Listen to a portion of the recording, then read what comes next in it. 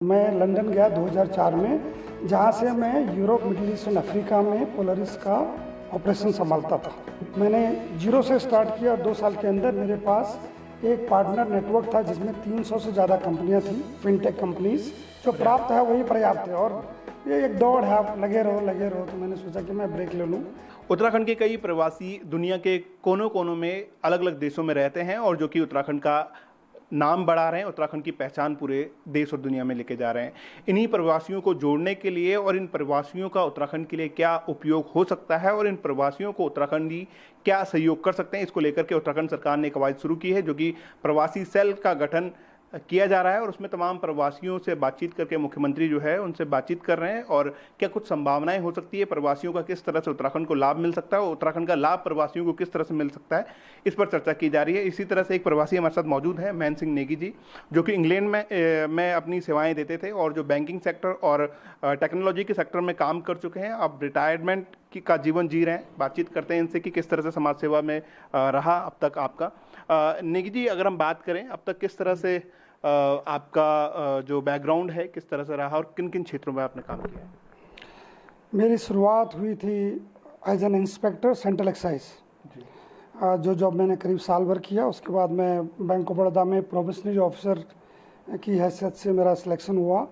मैंने कैमोर, जो कटनी के पास एक छोटा सा गांव है, वहाँ पे जबलपुर में, ग्वालियर में काम किया। उसके बाद 1983 में बम्बई गया मैं, और बॉम्बे जाने के बाद बैंकिंग के अलावा मैं आईटी के क्षेत्र में भी मैंने काम करना शुरू किया, जो कि उस वक्त जो हिंदुस्तान के बैंक थे इनमें आईटी की शुरुआत हो रही थी, तो उस वक्त मैं उस क्षेत्र में गया। कुछ साल तक मेरा सिलेक्शन भी हो गया था, मैं जाने वाला था फिजी, मॉरिशस, नैरोबी वगैरह, पर उसमें बहुत समय लग रहा था, इसलिए मैंने इस बीच मेरे को एक ऑफ़र आई सिटी बैंक से, तो मैं सिटी बैंक ज्वाइन किया 1989 में। और मैं सिटी में प्राइमरीली उनका जो कॉरपोरेट बैंकिंग का एरिया है, यूरोप, मिडिल ईस्ट, अफ्रीका के क्षेत्र में मैं उनको सपोर्ट करता था। सिटी बैंक के बाद उन्होंने उस कंपनी को सेल किया था, एक पोलरिस सॉफ्टवेयर कंपनी को। उन्होंने मुझे रिक्वेस्ट किया कि उनका यूरोप का ऑपरेशंस में संभालूं, तो मैं लंदन गया 2004 में, जहां से मैं Europe, middle east and Africa में पोलरिस का ऑपरेशन संभालता था। उसके बाद कुछ समय के लिए उन्होंने मुझे हिंदुस्तान बुलाया। हिंदुस्तान में मैं 6 महीने के लिए चेन्नई में था, जहाँ पर मैंने एक इंटेलेक्ट करके एक प्रोडक्ट हुआ करता था, उसकी नींव रखी थी। और बाद में मुझे ऑफ़र आया था टाटा कंसल्टेंसी सर्विसेज की तरफ से, जो बहुत बड़ी कंपनी है। उन्होंने सिटी बैंक का एक पार्ट को टेक ओवर किया था। तो उसको मैनेज करने के लिए उनको कोई आदमी चाहिए था जो कि अच्छी तरह बैंक को भी जानता है और अच्छी तरह आईटी को भी जानता है। तो वो ऑफ़र मुझे मिली और मैंने उसको रोल को एक्सेप्ट किया। यूके में 2004 से मैं यूके में हूँ। और टीसीएस के बाद फिर एचसीएल टेक्नोलॉजीज़ में मैंने काम किया करीब 10-12 साल। एचसीएल टेक्नोलॉजीज़ में बिफोर रिटायरमेंट में 2 साल में मैंने मुझे जिम्मेदारी दी गई कि मैं पार्टनरशिप की टीम का गठन करूं वहाँ पे।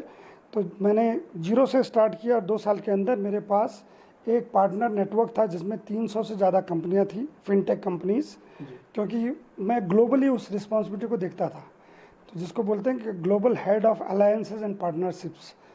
तो वो मैं देख रहा था कि उसमें retail banking, corporate, investment banking, insurance, risk, सारे सेक्टर्स के लिए पार्टनर थे हमारे, एशिया पैसिफिक से लेके मिडिल ईस्ट, अफ्रीका लेके यूएस, कनाडा तक। तो मैंने फिर 2022 में, मुझे मेरे पेरेंट्स की काफ़ी एज हो चुकी थी और मैं चाहता था कुछ समय उनके साथ ज़्यादा व्यतीत करूं, और मुझे लगा कि जो प्राप्त है वही पर्याप्त है और ये एक दौड़ है, आप लगे रहो। तो मैंने सोचा कि मैं ब्रेक ले लूँ। मैंने स्लोली उसको पहले अपना फुल टाइम से 4 दिन, फिर 3 दिन, फिर 2 दिन हफ्ते में काम करना शुरू किया और बाद में फिर मैंने रिटायरमेंट ले लिया। जी। अच्छा सर, अगर हम बात करें यूके में आप रह रहे हैं, लंदन में आप रह रहे हैं, वहाँ पर आपका किस तरह से समाज सेवा की तरफ झुकाव हुआ और किस तरह से आप समाज सेवा की तरफ आप आगे आए और अब किस तरह से आपके फ्यूचर प्लान हैं? तो समाज सेवा की तरफ मेरा झुकाव यूके जाने से पहले से ही हो गया था। तो हमने कुछ लेट 90s में मैंने जब देखा कि हमारा जहाँ से मैं आता हूँ, हमारी रूट्स, मेरी जड़ें उत्तराखंड के पौड़ी गढ़वाल डिस्ट्रिक्ट में हैं। संगला कोटी हमारा बाजार है, गांव का नाम है हड़कोट मल्ला। तो वहाँ से मैं आता हूँ। वहाँ पर स्कूलों में ज़्यादा कुछ पढ़ाई वढ़ाई होती नहीं है, या फिर जो लोग ठीक ठाक हैं अपने बच्चों को विदेश ले जाते हैं, देहरादून, मसूरी पलायन कर लेते हैं। और जो बच्चे हैं उनके लिए ज़्यादा सुविधाएं नहीं है। अभी मैंने देखा कि कुछ स्कूलों में कंप्यूटर्स हैं, 2-2 कंप्यूटर दिए जाते हैं सरकार की तरफ से, मगर वो गोडाउन में पड़े हैं या फिर कोई उनको टाइपराइटर की तरह इस्तेमाल कर रहा होता है, और अगर चल भी रहे हैं तो किसी को ज्ञान नहीं है वहाँ पे। तो हम लोगों ने संगलाकुटी में एक कंप्यूटर क्लासेस शुरू की हैं बच्चों के लिए कि 6ठी से लेकर 12वीं तक के बच्चे उसमें शामिल हो सकते हैं। हम एक वीकेंड में प्रोग्राम चलाते हैं जो कि करीब करीब 3 महीने में उनको बेसिक कंप्यूटर स्किल्स प्रोवाइड करता है। अच्छा, ठीक है। तो उसमें उनको सर्टिफिकेट भी दिया जाता है। एक संस्था है, एक गांव है यहाँ पे तिमिली विद्यापीठ, मेरे अच्छे मित्र हैं वहाँ पर, वो चला रहे हैं उसको, तो उनके साथ मैंने पार्टनरशिप करके ये शुरू किया कंप्यूटर क्लासेस का। संगलाकोटी के अलावा वहाँ पर एक स्कूल है हलूनी में भी कुछ कंप्यूटर्स लगे हुए हैं, और इसी वीकेंड पे चहदार में एक रीठागल के पास संस्कृत विद्यालय है, 6ठी से 12वीं तक की क्लासेस होती हैं। उनके बच्चे जो है रेजिडेंशियल स्कूल है तो सब वहीं रहते हैं, तो उनके लिए कंप्यूटर सेंटर की शुरुआत हम इसी शनिवार को करने वाले हैं। इसके अलावा और भी आपने बताया कि स्कॉलरशिप और तमाम तरह की आप समाज सेवाएं पहले से ही करते हैं। जी, तो एक 6 आयामी काम कर रहे हैं हम वहाँ पे शिवधन फाउंडेशन के थ्रू।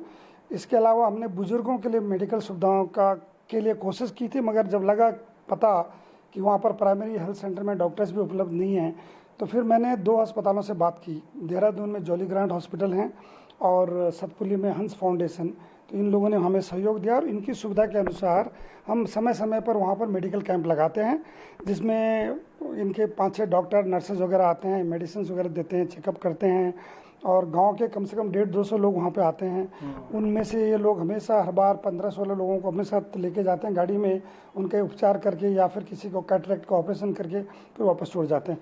तो ये 2 चीज़ें मुख्य रूप से हो रही हैं। उसके अलावा हमारे परिवार में कुछ लोग हैं जिन्होंने योगा की ट्रेनिंग ली हुई है, तो कुछ योगा क्लास भी कभी समय समय पर हम वहाँ ऑर्गेनाइज करते हैं। समाज में आर्थिक सहायता भी काफ़ी दी हम लोगों ने।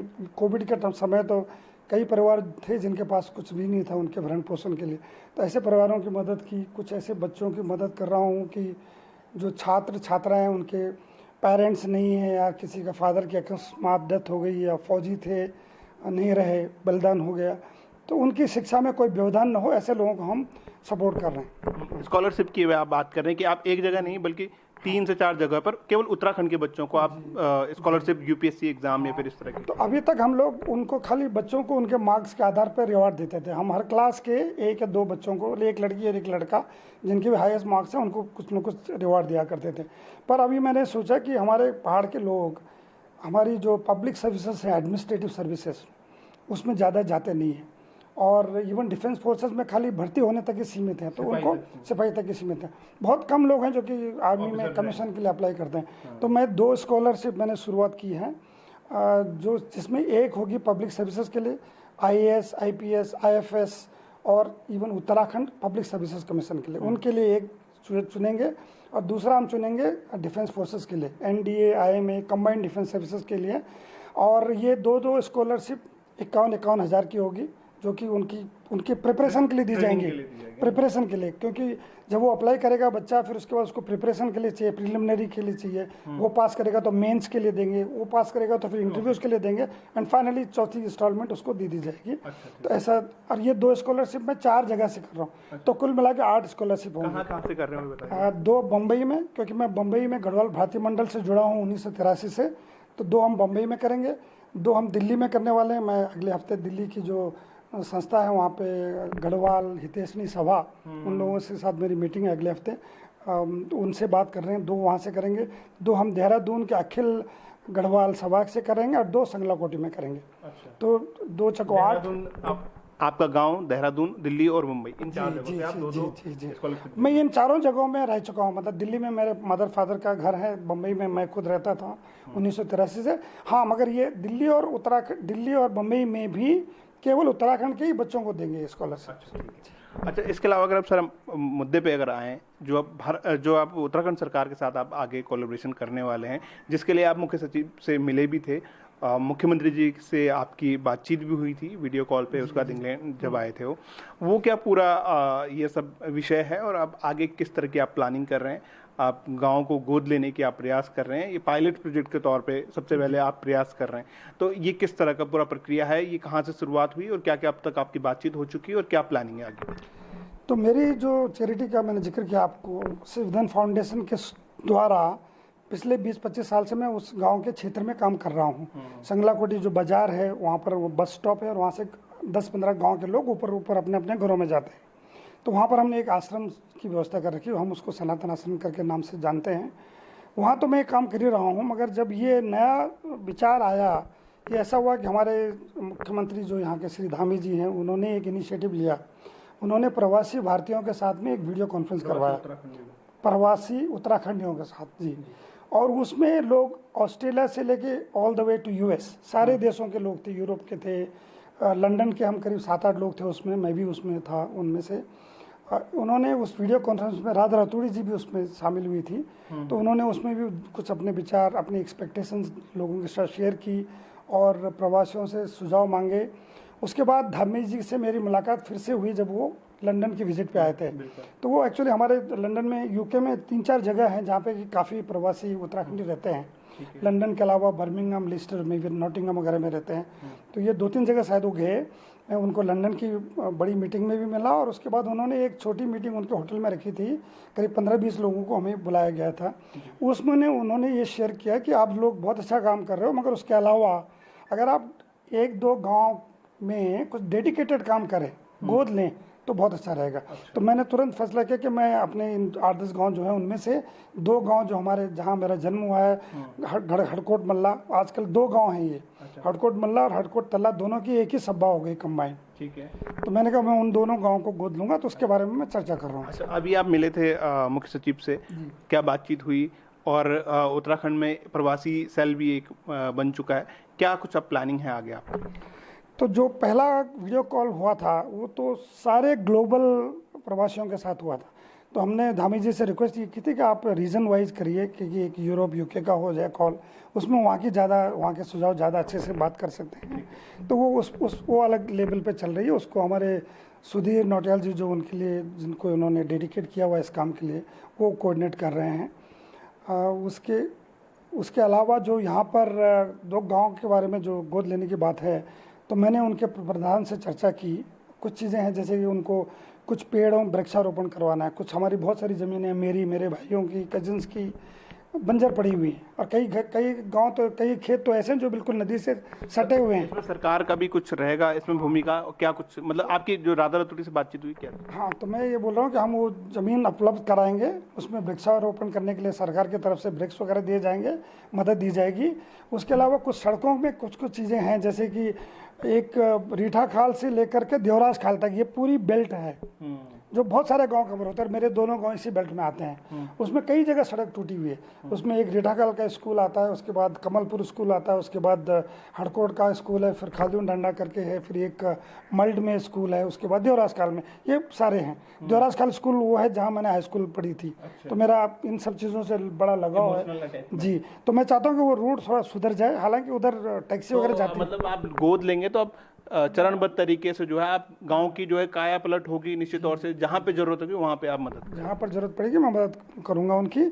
और इसके अलावा दूसरा काम जो मैं कर रहा हूं, जिसके लिए मैं आजकल खास कर आया हूं, उत्तराखंड की बहुत सारी संस्थाएं हैं हमारे यूके में। अच्छा। लंदन, बर्मिंघम, लिस्टर, नॉटिंघम में अलग अलग संस्थाएं हैं, मगर उनका फोकस उस लोकल एरिया में ही ज़्यादातर सांस्कृतिक और सोशल प्रोग्राम्स में होता है। दिवाली, होली का फंक्शन है, या जब कोई कलाकार यहाँ से वहाँ जाते हैं, या कुछ मेला वगैरह होता है, इस टाइप की चीज़ों में ज़्यादा। उसके अलावा वो ज़्यादा कुछ नहीं कर पा रहे हैं। तो मेरे को एक ज़रूरत महसूस हुई, मैंने इन सारे ट्रस्ट के चेयरमैन से, उन लोगों से, एग्जीक्यूटिव कमेटी वालों से बात की। हमें लगा कि वहाँ पर बच्चों को कुछ लैंग्वेजेस के लिए कुछ सिखाने की ज़रूरत है। तो मैं एक दूसरी संस्था के ऊपर काम कर रहा हूँ, जिसका कि चैरिटी रजिस्ट्रेशन होने वाला है। सनातन समाज नाम से हम बना रहे हैं इस संस्था को। उसमें हम 3 चीज़ों के ऊपर ध्यान देने वाले हैं। कहाँ पर आप? यूके में बेस्ड होगी, यूके में बेस्ड होगी, और बाद में उसको हम ग्लोबल रूप देंगे। क्या करेंगे आप उसमें? तो उसमें 3 चीज़ें कर रहे हैं हम लोग। बच्चों के साथ, एडल्ट्स के साथ और संस्थाओं के साथ काम करेंगे। बच्चों के लिए सबसे ज़रूरी है कि उनको लैंग्वेजेस सिखाना। अभी जो बच्चा, जो मतलब प्रवासी NRIs जो हैं, उनके बच्चे जो हैं, उनको अपने कल्चर के बारे में, अपने संस्कृति के बारे में उसको जी होता क्या है, जो बच्चा यहाँ से वहाँ जाता है तो अंग्रेजी तो उसको सीखनी पड़ती है। हर स्कूल में उनको एक मैंडेटरीली सेकंड भाषा लेनी पड़ती है। दुर्भाग्यवश आज की तारीख में जो भाषाएं उपलब्ध हैं वो है अरेबिक, फ्रेंच और जर्मनी। अच्छा। इन्हीं तीनों में से चुननी पड़ती है उनको। न वहाँ हिंदी है, न वहाँ संस्कृत है। खैर गढ़वाली होने का तो सवाल ही नहीं पैदा होता। आपका क्या मिशन है? तो मैं तीन भाषाओं पे जोर देना चाहता हूँ, मातृभाषा, राष्ट्रभाषा और शास्त्र भाषा। तो मातृभाषा की शुरुआत हम गढ़वाली से कर रहे हैं। मैंने अब उत्तराखंड लोक भाषा मंच दिल्ली वालों से बात की है और मैं दून यूनिवर्सिटी वालों से भी संपर्क में हूँ, ताकि वो एक फॉर्मल सिलेबस हमको उनसे मिल जाए। तो हम एक क्लासेस चालू करने वाले हैं यूके के विद्यार्थियों के लिए। अच्छा। ये क्लासेस शुरू में ऑनलाइन होंगी, जूम पे और टीम्स पे होंगी। बाद में हम इनको फेस टू फेस क्लासेस भी करवाएंगे। शुरुआत हम गढ़वाली से कर रहे हैं क्योंकि उसकी डिमांड आई है। कुमाऊनी उसके बाद लेंगे, जौनपुरी, जौनसारी वगैरह भी लेंगे बाद में। ये तो हो गया मातृभाषा की तरफ। देन नेक्स्ट लेवल पे हम इनको ले जाना चाहते हैं हिंदी की ओर, कि थोड़ा इनको हिंदी भी सिखाई जाए। हिंदी सीखते हैं, इनको देवनागरी भी आती है, तो ऑटोमेटिकली ये संस्कृत भी सीख सकते हैं, जिससे कि वो शास्त्र भाषा सीखे, सनातनी बन सके। मतलब आप जो है इंडिया के बाहर भी अब हिंदी का प्रचार प्रसार करेंगे।